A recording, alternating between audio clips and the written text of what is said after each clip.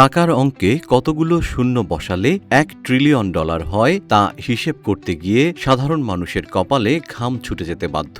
12 June ঠিক এই অসম্ভব সংখ্যাটিকেই নিজের পকেটে পুরে নিলেন বিশ্বের শীর্ষ ধনী ইলন মাস্ক। পৃথিবীর ইতিহাসে প্রথম ট্রিলিয়নিয়ার হিসেবে নিজের নাম লিখিয়ে নিলেন তিনি। তার রকেট ও কৃত্রিম বুদ্ধিমত্তা কোম্পানি স্পেস এক্স এর আইপিও শেয়ার বাজারের সব রেকর্ড ভেঙে দিয়েছে।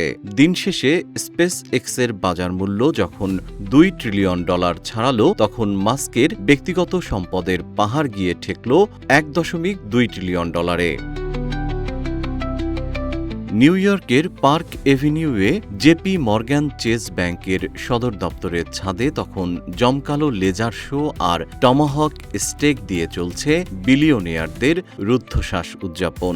জীবন অবাক না করলে কে করবে? 28% মিল্ক ফ্যাটের অবাক করার সাথে ফ্রেশ মিল্ক পাউডার। জীবন অবাক করুক প্রতিদিন। কিন্তু এই মহাধন কুবেরের উত্থানের গল্পে যখন পুরো বিশ্ব মজেছে, তখন ইতিহাসের পাতা উল্টালে দেখা যায় আজ থেকে ঠিক 110 বছর আগেও পৃথিবীতে বিলিয়নিয়ার নামক কোনো শব্দেরই অস্তিত্ব ছিল না। দৃশ্যপটটা বদলে গিয়েছিল 1916 সালের 29 সেপ্টেম্বর। সেই দিন এই গ্রহের ইতিহাসের প্রথম বিলিয়নিয়ার হিসেবে আত্মপ্রকাশ করেন আমেরিকার কিংবদন্তি তেল সম্রাট জন ডি রকফেলার। ওহাইও স্টেট ইউনিভার্সিটির ইতিহাসের অধ্যাপক ক্রিস্টোফার ম্যাকনাইট নিকলসের গবেষণা অনুযায়ী রকফেলারই ছিলেন সমগ্র বিশ্বের প্রথম official billionaire.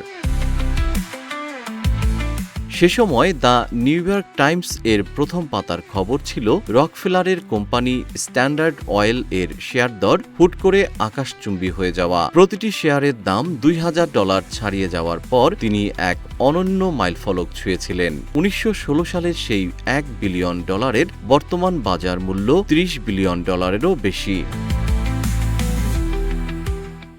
Senator Elizabeth Warren হিসাব কষে দেখিয়েছেন, মাস্কের সমান টাকা কামাতে একটি সাধারণ মার্কিন পরিবারকে একটানা 1,10,00,000 বছরেরও বেশি সময় কাজ করতে হবে। জিএম শিহাব, রূপালী বাংলাদেশ।